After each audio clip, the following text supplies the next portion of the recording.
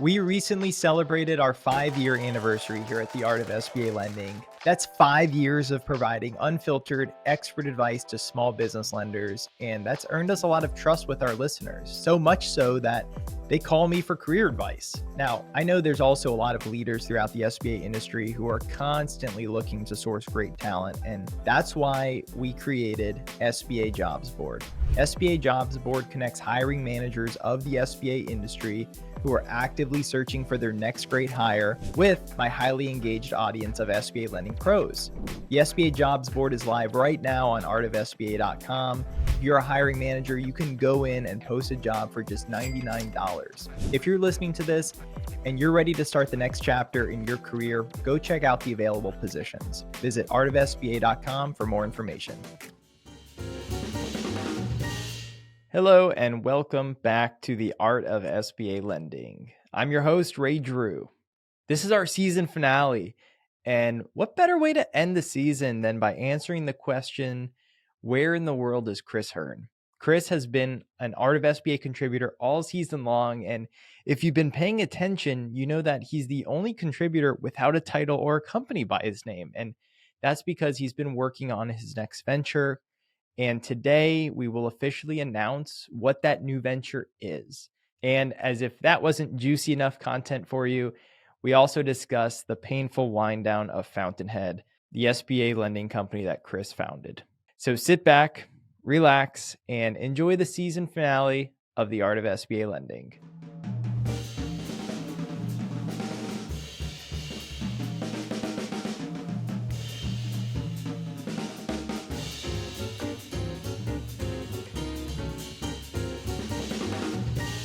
If you've been following me for a while now, you know I create a lot of video content, and I cannot begin to tell you how impactful it's been for my professional career. If you want to build your brand, there's no better way than to create video content. And my company, The Content Store, helps business thought leaders do just that. I created The Content Store to help folks cut through all the trials and tribulations that I went through and fast forward right to the part where they're producing premium video content. The Content Store specializes in 3 types of content: podcasts, YouTube videos, and short form videos for social media. We believe in 3 key pillars when it comes to creating video content. Number 1, it has to capture people's attention. Number 2, and this is a big one, the video should provide value to your audience. And finally, number 3, we think your content should be authentic and showcase your true authentic self. Let the Content Store elevate your personal brand and begin your content journey today. Go to thecontentstore.com for more information. What have you been up to? What have I been up to? What general question? Been up to a lot. I know of you've stuff. been busy. I'm just wondering if there's anything you can tell me. Yeah, sure. Happy to tell you.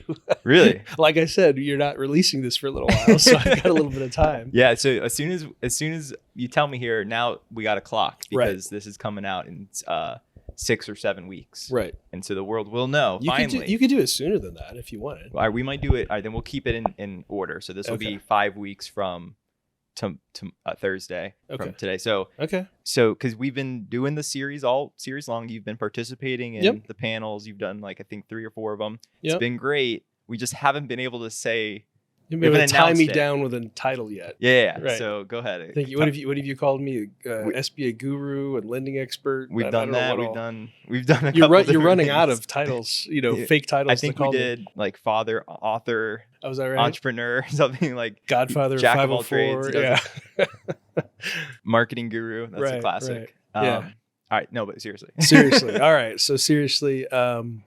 So unfortunately, Fountainhead, we wound down because my partners outvoted me about doing a capital raise to continue growing Fountainhead, which was doing great when we pivoted back from PPP. We were the 6th most active PPP lender in the country. Did almost 300,000 of those for a little under $5 billion. And I basically liken it to, when you have partners that are large institutional folks, they have a fund cycle, typically a 5 or 7 year fund cycle. And we were approaching the end of that. And I never knew I could you could do this, Ray. They never taught me this in business school, but apparently you can make too much money for people. And I think we made them too much money and they just wanted to take their ball and go home. And it was really unfortunate. It was a painful situation. It was not what I wanted to see. It was not what my team wanted to see. And we really, if we didn't have capital as a non-depository institution, we didn't have any other choice but to shut down. So amazing. You were too successful, so we had to wind down. I know that sounds absolutely absurd, but yeah, that's how I would like it. It's like when you're in a job interview and they're like, "What's your biggest weakness?" Right. Oh, I'm too good at my job. Right. Yeah, exactly. It was it was a little bit of that. So that's tough, winding down something that you created. Like you created the company, the vision, the logo, the name, all of that. Second time I've done that, actually. Yeah. First time I sold, but yeah, this time was a wind down. So we basically had no other option but to we put a bid out, a competitive bid for our loan portfolio, which we sold. We did the same thing with our PPP servicing. We actually had a discussion with one party who was very interested in buying the portfolio and moving the entire team over, basically a lift out. And unfortunately, that kind of got derailed. They didn't do quite what they said they were going to do. So after we moved a few people over, we decided not to continue that. And then I got a call from a longtime friend who's been in the industry for a while. He's not on the SBA side. He's in government guaranteed lending. He's on the USDA side, and his name's Jeremy Gelpin. A lot of people know who he is in the USDA world. He big USDA player. Yes, probably top originator / servicer, 13 the last 15 years, something like that. With Greater Commercial Lending, which was majority owned by Greater Nevada Credit Union, which was the largest credit union PPP lender. And so Jeremy basically called up and said, "Hey, I heard what happened. It's really unfortunate. We've never done SBA very well. We've tried, but you guys are one of the best, if not the best. You think you could bring your team over here? Can we stand up an SBA division?" And I said, "Interesting. Okay, tell me more." And he said, well, a couple years ago, he purchased this little bank. It took a majority stake in a little bank in West Georgia called Community Bank and Trust. The holding company is Community Bank Shares, Inc. And he said, "Look, I'm trying to take this bank, use the charter for inexpensive access to capital, basically be a funding conduit for our USDA loans, but I'd also like to do it for SBA." And I said, "Well, that sounds terrific." And he said, "I want you to come over. I want you to be the president of the holding company. I want you to run the SBA division. I want you to invest in the bank with me. You can become the second largest shareholder." All that's happened. We also moved 95%. Wow. You bought a bank. Yeah. You own a bank. That's well, yeah. Yeah. I mean, we're not we're not going to go out and do credit cards and auto loans and residential mortgages. It's a business bank predominantly focused on government guaranteed loans. Right. Yeah. Wow. So, and then, like I said, I moved over 95% of the Fountainhead team. This has been a process. I mean, I would say we did start from scratch, our 7A program over there, probably I would say in February. Year to date, I'm very happy with our production. We obviously haven't announced any of this yet. We haven't done a lick of marketing, and yet we're probably going to close the year. I don't know. We'll probably do about 85 million. Yeah. Not bad. And we have quite a pipeline going into next year. Bigger pipeline than we ever had, even at Fountainhead. And things are going well. That's awesome, man. Well, congrats. So you went to go work for the bank? Well, I bought into the bank and helped run the bank, so it's a little bit different. It's been a little while since you've been at the bank. No, it actually hasn't. I mean, I was in a consulting role for a little while, but yeah, I've only joined really full time. I don't know, 6 months ago or so. Yeah. Okay. So that's the big news. All right. Well, that is amazing. Yeah. And so what's the plan? We got PLP. You did 3 weeks ago. Yeah. Well, that's huge. I know. Well, it's not as huge as it would have been years ago, but it's still one more thing that we've knocked off. That's quick too. Yeah. Oh yeah. We got PLP about 2.5 weeks because, SBA knew what we were doing, and we stayed in touch with them, and obviously we have a very experienced team, and I think we had a great application, much faster than when we got PLP at Fountainhead. That took probably 3.5 months actually. Oh, back in the day. I mean, when we did it at ReadyCap, I think it took us to find the first 5 loans took us months and months and months. Yeah. But it was a 6-month journey. Yeah. Well, it's actually now 10 loans fully funded. Oh, wow. Yeah. So okay, that would have taken us but anyway. a year then. Yeah. And we were talking on one of the episodes about you were planning a retreat. Did you end up having that retreat with your Oh, whole? yeah. How did that go? It went great. How did you play what was it? Foo Fighters? Yes, The Best of You as one of the songs I think about people. What was their reaction? Oh, it was great. I mean, people, I had a very multimedia type presentation. I pulled in a lot of stuff. You had some production value. I did some production like value. it. I had clips from Ted Lasso. I had clips from, I had going way back, Terry Tate, Office Linebanker. We had that in there. Yeah, you have to look that up. Yeah, a bunch of different things. Cool. So no, it went well. It went well. We had quite a turnout. I think we had about 195 people at it, all told, with employees and plus ones. Yeah. And our SBA team now is we're up to, I think we've now got 42 or 43 people. 43 actually. people. Yeah. That's huge. Yeah. Wow. Yeah. You're gearing up to do some volume. We're going to do some significant volume. Are we doing BDOs? We actually, yes. I have an inside sales team, which I talked about on one of your earlier podcasts, and we have an outside sales team, a BDO team, and the team's doing great. Stephanie Dunn is the head of the sales pod, along with Shane Pearson. Okay, I literally was at a conference last month next to a Barron booth with the name Community Bank Shares or something like that. It was Barron? It should have been Barron. There's no booth. Oh. Which one was that? Was it the CLBA? I think. Oh yeah. Oh, sorry, Stephanie. No, they were there. I ratted you out. You didn't say they were probably working the room. Yeah, that's what it was. I'm good friends with Shane. He's great. Yeah, Shane's great. So he's one of the best, and in fact, we're having dinner with one of his mentors tonight, Jim Mueller. Okay, yeah, which is amazing. I'm so excited for that. Sure. Yeah. So we've got it's working out well, and we will probably hire more folks on the BDO side between now and the end of the year. Have you been talking to candidates for BDOs? We have. How are those conversations going? Like, does it make you want to rethink this, or are you still going to go through with the BDOs? Because I talked to some BDOs, and a lot of them are either really struggling to produce, or the ones that are producing, they are paying their brokers, high fees to get their volume. Mm-hmm. Some of them have certain types of verticals and certain demands. And I'm just curious how the conversations are going. I'd say they've been going well. I mean, I'm not talking to people that don't do typically, say, 25 million or more in production.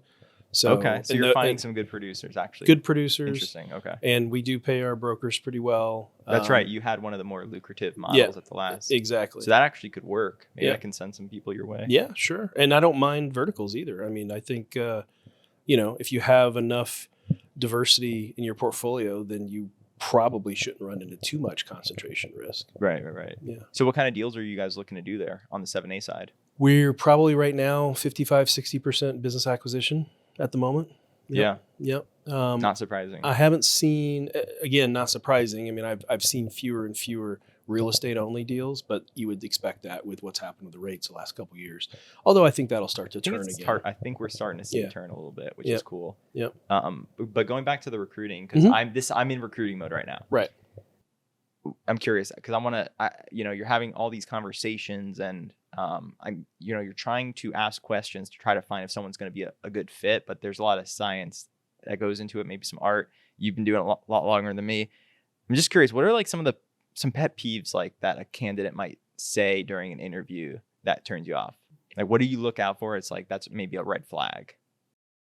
Well, I mean, I think first of all, I want to talk with people who are interested in working with us, who want to be a part of a pretty tightly knit team and are a good cultural fit with us. If someone's just taking a meeting to take a meeting, I mean, I think we can suss that out pretty quick. If they're just sort of playing us off against a bunch of other people, right. I'm not interested in that. So if they're talking about just the pay and the title and all those things more so than the vision and buying into what you're doing, that's kind of how you're filtering out. Yeah, a little bit. I mean, if they're so focused on themselves, which understandably they should be at some point, but when you're hiring somebody, you do want somebody who buys into the vision, who is a good cultural fit, who, presumably you're going to pay them well, and if they perform well, they're going to earn even more. But I think it's a bit of a balance. You want to make sure you have somebody who really does want to be a part of, the mission that you're on. Well, I feel like some people view this as, I'll say like myself, like view it like this is like my life. Like there's really little separation between like, my personal life and it's all intertwined. Sure. But some people apparently like close their laptop off at like 5 or 6, spend time with their family on the weekends, things like that. Like it's just a job. Right. Like, are they just like, where do those people fit into your? Well, I want my people to spend time with their families on the weekends. Okay. But I also have a lot of people that do some work on the weekends. I don't think I have a single member of my team that shuts their laptop off at 5 o'clock. They do what they need to do to get the job done. And I know it's a cliche, you work hard, play hard. I don't know that we play as hard as some people, but I do sort of, there's some semblance there, I guess, on our team. We do work hard. We enjoy our time together. It's like a big family. And I think that's, if you're going to add members to the family, you want to make sure it's a good fit, and I'm less interested in bringing over somebody to join us who just views us as a stepping stone, and I tend to ask questions around that sometimes. If somebody joins our team, I hope they're going to be a part of our team for quite some time, Yeah. And I have several members of our team right now who they flat out told me, this is our last stop. This is really, we want to retire with you and these folks. And that's, that's very heartwarming. Yeah. I feel even a higher level of responsibility for some of those. Yeah. Folks People want like a home. Yeah. Right. Not just, okay. Yeah. That's exactly right. Guys, the reviews are in. SBA lenders are calling CorpSmart the best due diligence firm in the industry. CorpSmart is a one-stop shop for all of your due diligence needs, and in SBA lending, there's a lot. Searches, filings, vehicles, you name it. I remember I brought a deal in one time that involved an airplane. My credit guy looked at me and he said, "How are we going to go about perfecting a lien on an airplane?" I said, "I don't know, call CorpSmart."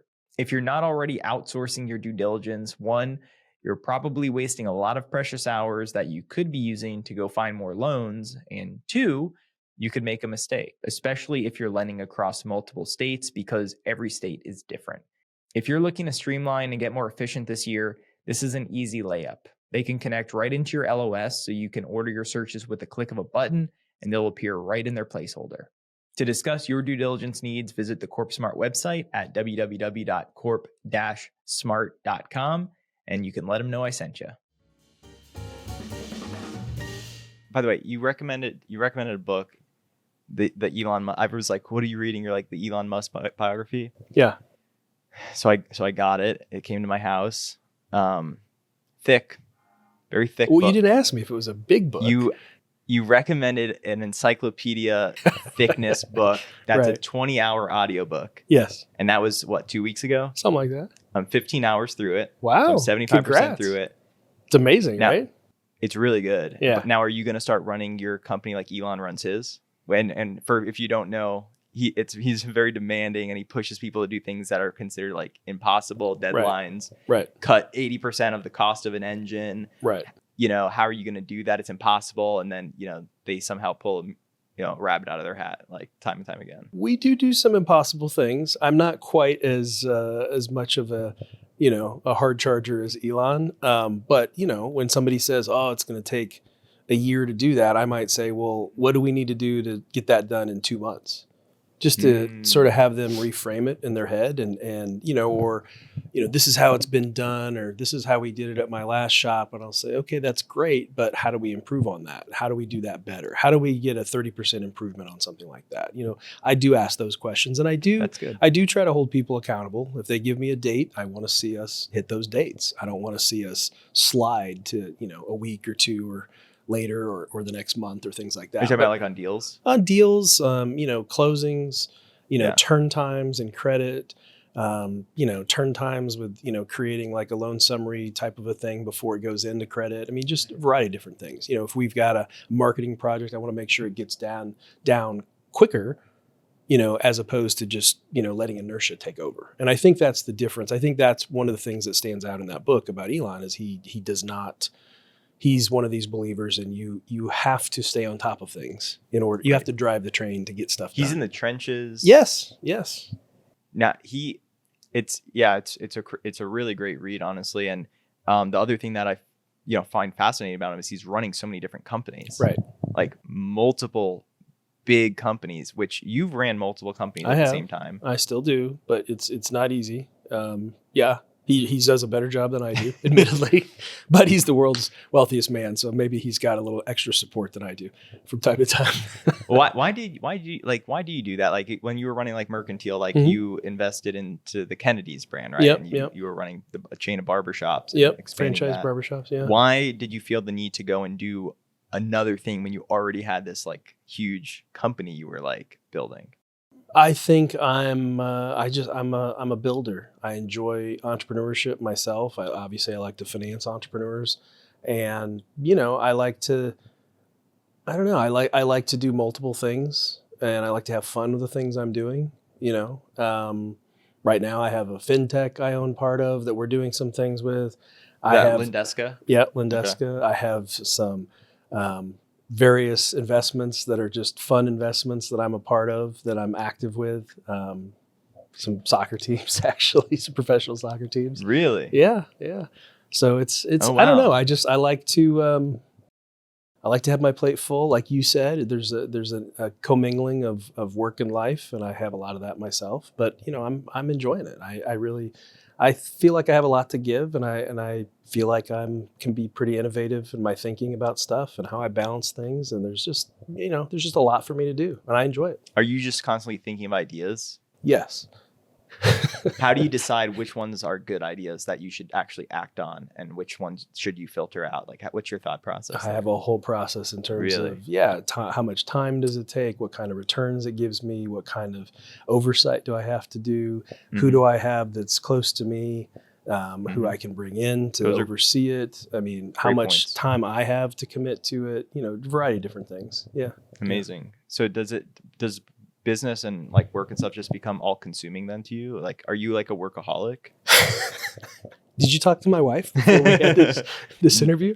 No, because I feel it myself. Like, this is like, I get it. And it's just fascinating to talk to someone else who's like kind of wired that way. I think workaholism has such a bad connotation, understandably so. But if you enjoy what you do immensely, right? And you make a huge contribution in what you do, then I fully expect that work and life should be blurred a little bit. I don't think the average person has this situation, I mean, if you're, working in the factory and you're, turning a knob or something or whatever, I mean, it's going to be real hard for you to probably put your whole heart and soul into that, I suspect, and for it to capture your attention. But I've always said what we do makes such a huge impact in the lives of these business owners. And it's a real honor to finance entrepreneurs and be an entrepreneur yourself that, I just think it's inevitable. If you're this committed, then you're going to have some blurring of the lines, and that's okay. It doesn't, I have my really stressful days and my non-stressful days like anybody, but I probably wouldn't change it. I mean, I really enjoy what I do, and I think it's perfectly fine. And if somebody wants to call me a workaholic, I guess so be it. But I also have a pretty great life, and I enjoy what I do and enjoy the people I do it with. And that's what it's all about. Yeah. And I mean, I was going to say, like, I do see sometimes you go to like a soccer game and stuff. And so I know you have hobbies, but then I learned you own part of a soccer team. So it's technically work. 2 teams, but yeah. So when I watch the game, okay. I have a team in the Premier League in England, and I have a team in the USL Championship here in the States. That's awesome. Ipswich Town, which will take anybody who wants to become a new fan of Ipswich Town. And then in my other team is Rhode Island FC in Providence, Rhode Island. Oh, no way. Yeah. Very cool. Yeah. I have a buddy who lives in Newport, Rhode Island. So. That beautiful area. Yeah. So let me ask you this question. If you're starting like a business, how do you decide whether to bring in a partner or not? A lot of it comes down to money.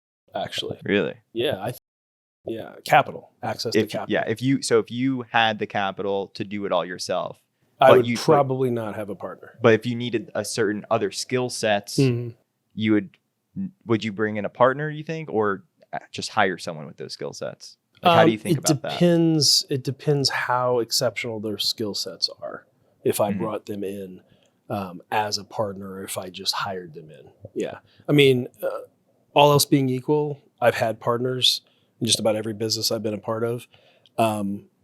I've had some good partners. I've obviously had some not so good partners. My preference would probably not to have partners. And again, unless it's somebody who brings something to the table that I don't otherwise. Well, if you have a partner, you got to listen to someone else. Like, aren't you an entrepreneur to be able to call your shots? It is tough to be an entrepreneur and to have partners. And, I don't think consensus decision-making necessarily is the best.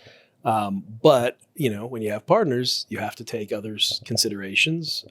Whereas if you're by yourself, yes, if you succeed, it's great. But if you fail, it's all on you as well. And that's the downside of not having partners, of course. Well, yeah. So. Failing is part of it. People fail, and that could be part of it. And there's risk to that. Sure. But I think if you talk to my wife, she would say at this stage in my life, she would rather I not have partners. And I've said, well, I'm not as independently wealthy as you may think we are. So I still have to have partners. You spend all your money on soccer team. Yeah. Well, it's an expensive hobby, but yeah, no, I just think it's a tough question that you're asking. And I think if my partners are sensible, good quality people that I can trust, that bring something to the table, then yeah, I think on balance, I would prefer to have partners. Really? Yeah. Having said that, I've had some situations where my partnerships have not always gone as I think they should have. And that can be frustrating, and that can kind of sour you on having partners. And that's literally, if you spoke to my wife, she would say, I just wish you wouldn't have partners in the future. But why? Again, because you'll complain about it all the time to her? No, just because I've had some sour relationships in the past with some of the partners. So she's seen it go south. She's like, seen that, and she'd rather not have that. Yeah. Yeah. Of course, she wants me to retire too. And I'm like, come on, I'm not going to retire at this point. I feel like I'm at the top of my game. Why would I retire? Yeah, exactly. I mean, it's too much fun. Right? Like, why do you want to get off the ride? Yeah. Don't get me wrong. There's some days that suck, right? You can take a vacation. Well, I try to. Yes. I don't think I've literally had a complete vacation where I'm completely off the grid since it's probably been a couple years after my daughter was born. So probably like 2003, back when you don't even know this, but back in the day, if you went international, you had to get a phone that was an international phone if you wanted to use. Oh, so you were forced to? Yes, to shut down. Now you don't have that situation anymore. Yeah, so yeah. It's tough to be off the grid anymore. It's almost impossible. I'm only able to, like, if I'm doing a vacation throughout the year, and usually that means like it's a long weekend, you know, like take a whole week.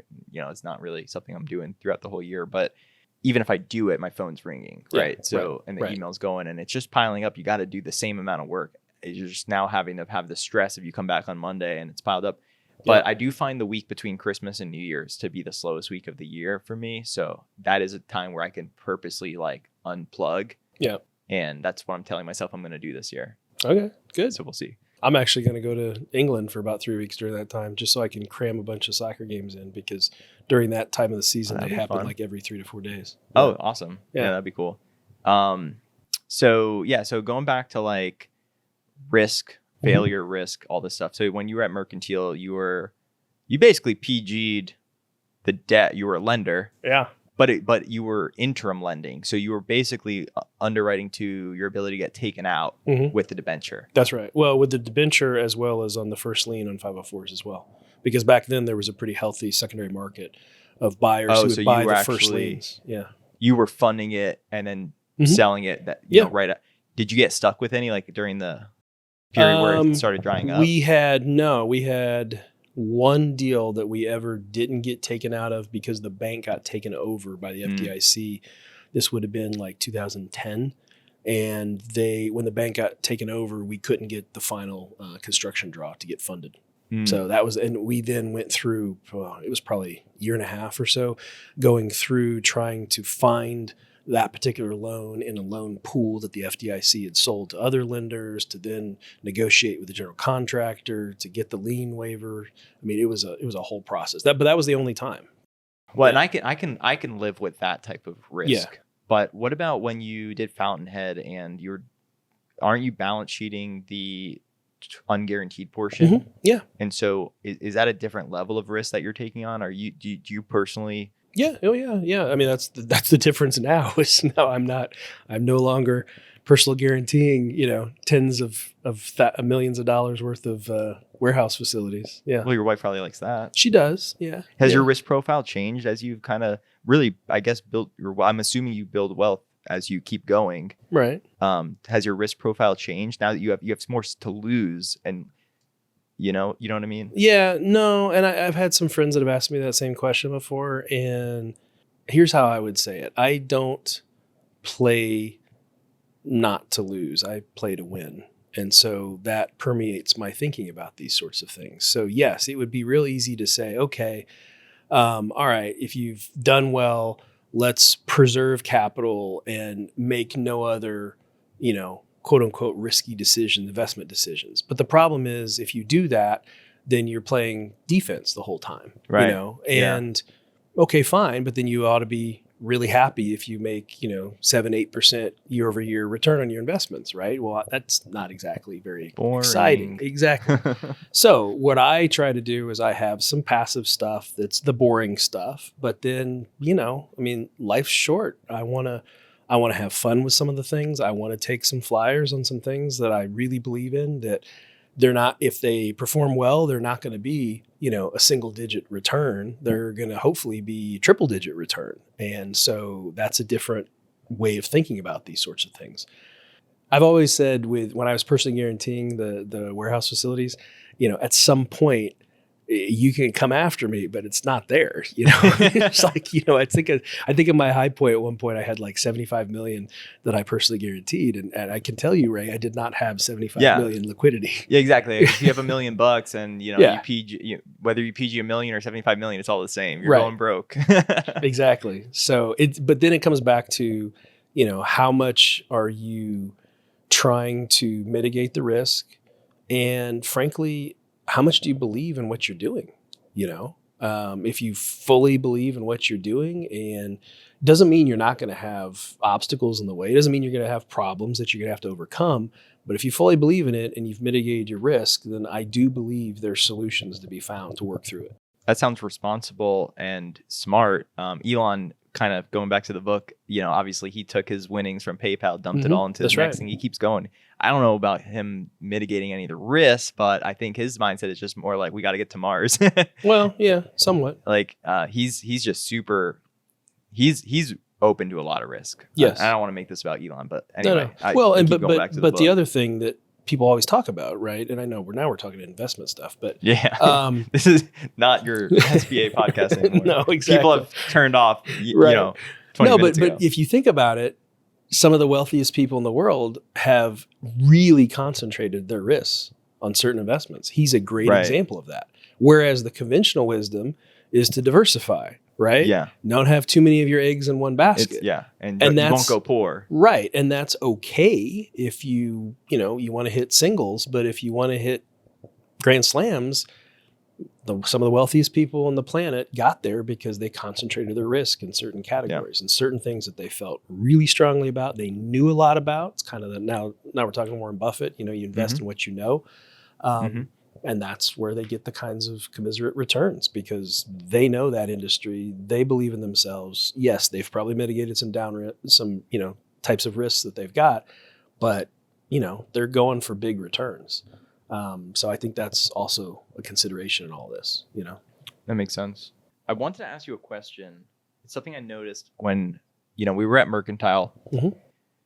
You used your personal brand in the marketing a lot. Mm-hmm. You kind of put yourself as the face of the company. Right. With Fountainhead, it was more of like a company brand. Mm-hmm.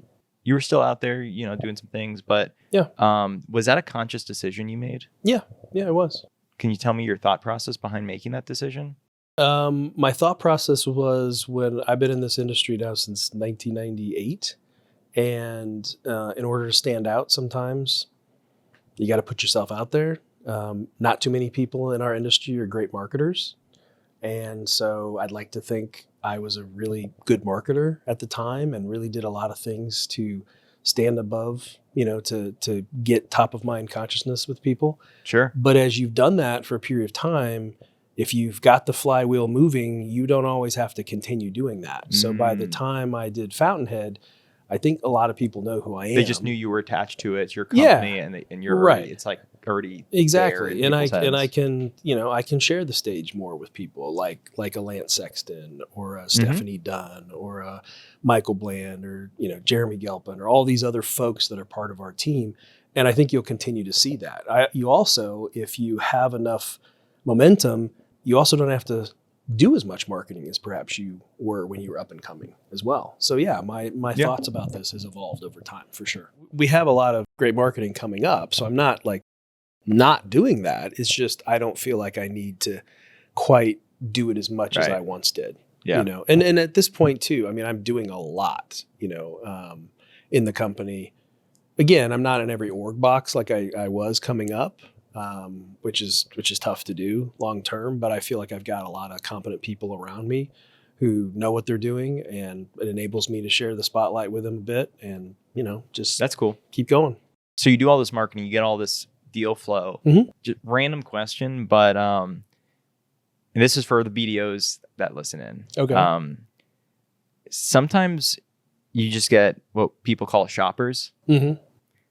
I'm curious how you deal with shoppers. People coming to you just saying, asking for a term sheet. They're just collecting term sheets, right? And they're gonna pick from one of 8 or 10 term sheets or whatever. Like, how do you as a BDO deal with that? You think? Well, I haven't been a BDO in a long time, Drew. But how would you advise your BDOs to deal with it? I would say. Are you rusty? Did you forget? No. Because I actually teach this to our people all the time. So I think the way to deal with someone in that situation is to match their boldness, right? Ooh, if they're being bold to you and say, hey, I need a term sheet because I'm assembling term sheets. I want to get the best deal for my client, blah, blah, blah. I'd say, well, okay. Are you going to send me the preliminary financial detail I need to look at?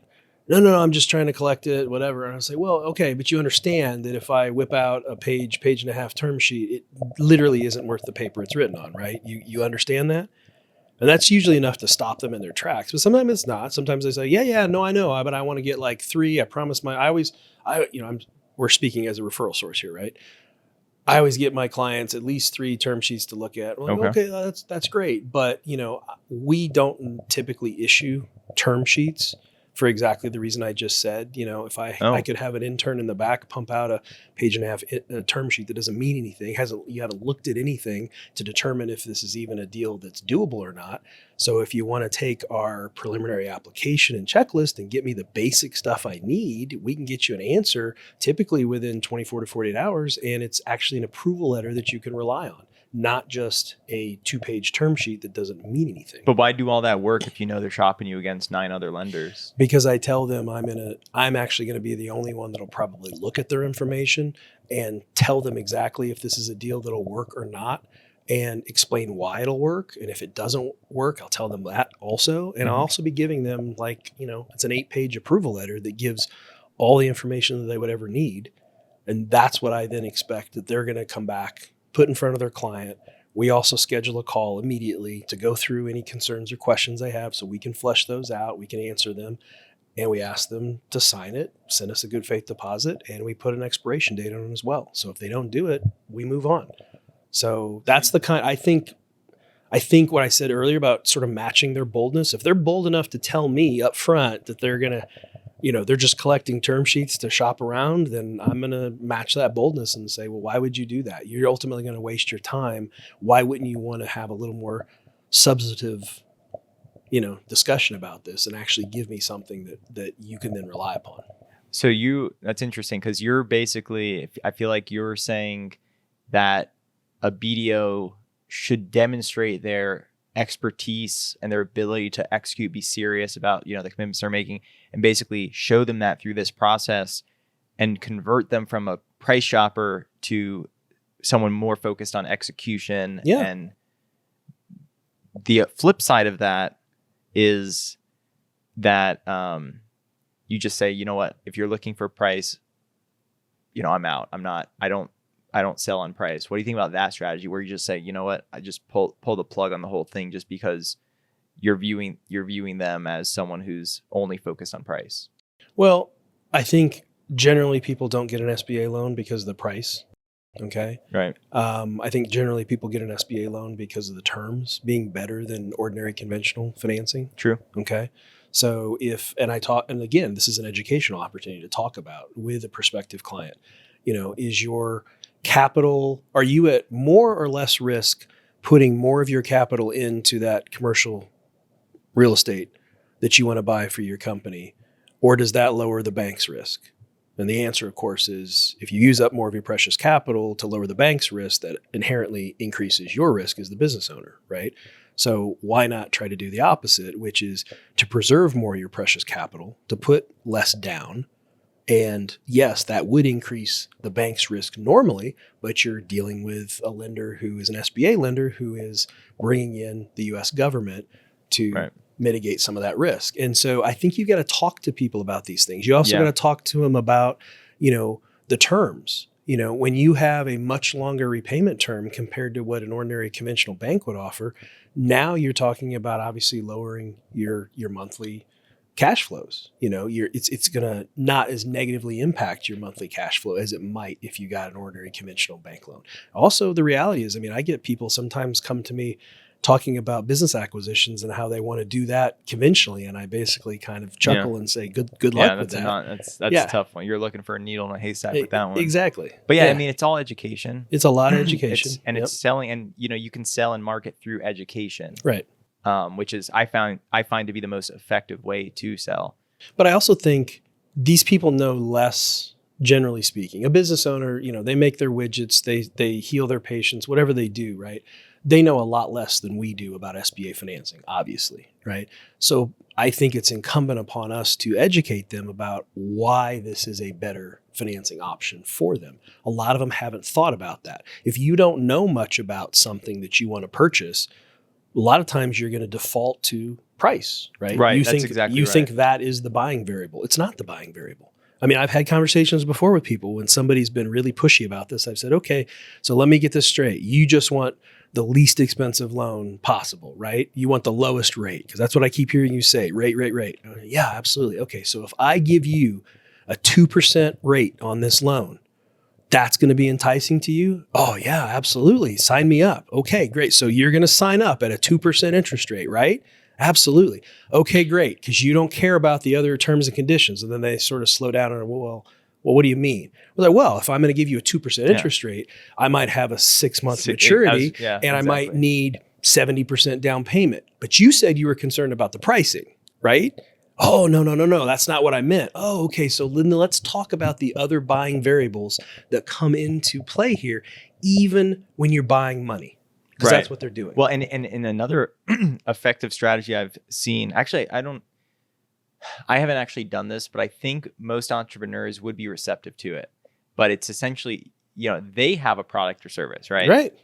Are they the cheapest? I say that all the time. You got that from me, man. I used to say that all the time. It's possible. Like just turn the tables on somebody and say, well, hey, I like your business. You want me to finance your business. Are you the absolute cheapest option in your industry? And invariably, they're going to say, oh, of course not. And then they'll proceed to tell you the 47 reasons why. Yeah, exactly. We don't have competitors. Yeah. They'll go into all this type of stuff, and that's great. And that's usually when I come back and say, and that's exactly the situation with us. If you want a fast approval, if you want certainty of closing, if you want better terms and conditions, if you want somebody who actually is going to care about your business, be there for your business, you're not going to be a number to them. All these other types of things that matters. Okay? Yeah, you're decommoditizing your industry of loans, which by the way, some of the people are throwing out some crazy rates, like prime minus, and there has been downward pressure on interest rates because of increased competition. Sure. It's not, when you were at GE, probably you would get, someone would refer them to you, maybe one other. How many, PLP lenders were there even in Florida, Right. But now you can go down the list and just call everyone if you really want to. Well, since you brought up GE, the funny thing was in GE, the logo, we used to call that internally, we called that the meatball. And it kind of looks like a meatball. And basically we would say, GE wanted A credits, but they wanted to price it like C credits. And it was all because they thought somebody would be seduced by the meatball. And so like we spent all this time like learning about how to sell around this to try and get them to be part of the GE family and all these different things like that. Yeah. Well, I heard they had actually good management training programs. Well, they had an amazing management which you don't really see it too much of these days. No, you don't much at all. No, and even GE's actually sold Crotonville, which was their executive management training up in Connecticut actually it was in New York a long time ago. Yeah. You can get it all on YouTube now. Yeah, you can get a lot of it on YouTube. Right the other thing, Art of SBA. You got me thinking. It's just a funny story. One time, this is when people actually used to come into the office, right? Like prospective clients, and somebody would come in. This happened twice. They came into the office, and it was one of these, rate shoppers, and it was rate. And I literally, in both times, I got up in the middle of the interview or the meeting. And I said, excuse me. And I walked out and I went down the hall and I grabbed a phone book. And phone book, Ray, was these things back in the day where you had all these numbers. Those are in the it. Yellow ones, right? Yeah, the yellow ones, right? Yeah. Or white ones. There was both. Anyway, I would get it and I would bring it in and I'd start flipping pages in front of them. And they're like, what are you doing? I said, well, you want the absolute cheapest. So I'm just going to tear out a couple pages and hand them to you so you can start calling on these people. And that really stunned somebody, talk about being bold. Yeah, that's bold. And they're like, well, I only did it twice. And these guys are really obnoxious about it. But that stopped them cold in their tracks. And it made my point. It's not just you don't have the clothes on you're wearing right now, I think, because they were the absolute cheapest clothes possible. You're not holding this mic because it's the cheapest mic you could purchase. There's other considerations always in whatever we buy, even when we're buying money. Well, and it helps. Like I sell, I don't like cut rate. And I'm not selling it. I don't even talk about it. Right. And I feel like because I'm not price sensitive as a shopper, it helps. Sure. Although I did try to buy a cup of coffee here yesterday into my room. 1 cup of coffee delivered to because there's no coffee makers in here. $19. Isn't that crazy about the coffee makers too? You have to rent a coffee. We pissed my wife off. $20 a day. I'm like, what are you guys doing? I was like, never mind. Yeah. Which, I needed the coffee, but I went downstairs and got one for $6.50. There you go. I've never been in a hotel where you don't have coffee makers. It's to make $19 off. Clearly. I mean, they know how to make money here in Las Vegas. Yes, that's one thing they definitely know how to do. They do. They've got it figured out. Yeah. I do feel like there's downward pressure on pricing, upward pressure on referral fees. You talked about the 42, 43 people on your team. Yep. Got to pay them every other week. Sure. So I don't know, is there some margin compression? Like, is it harder to make a buck in our industry today than it was like 10 years ago, you think? I don't know. I don't think so. So as you look at the market, like outward of the 7A market, like where do you see the opportunity? I think, or I plan to attack, I do like business acquisitions. There's I've written about the silver tsunami many times about how many baby boomers are selling their businesses over the next 7 to 10 years. I mean, we need to get SBA to try and figure out how to fix this. When somebody has an EIDL loan and the business acquisition, that's a whole separate policy matter. But because it's going to impact so many business acquisition opportunities for the agency in the future if they don't fix. Wait, what's the problem with the EIDL? So with EIDL, you have to, if you're buying a business, my understanding is the SBA, they want it to be paid off. But why would you want to pay it off when it's a 30-year loan at 3.75%? So you're thinking about like an entrepreneur. Yes. A banker is thinking about it the other way. I know. You're exiting, pay off your debts. Right. Just like every other Why debt. don't you but it could be assumable. And I heard for one instance. person get it assumed. Yeah. But like the agency doesn't large, like it. But I think the agency needs to rethink this because the agency is going to be one of these unintended consequences of them preventing a fair amount of business acquisitions from occurring because they won't do what I think is the responsible thing and just let the new owner assume that debt. That is really inexpensive debt.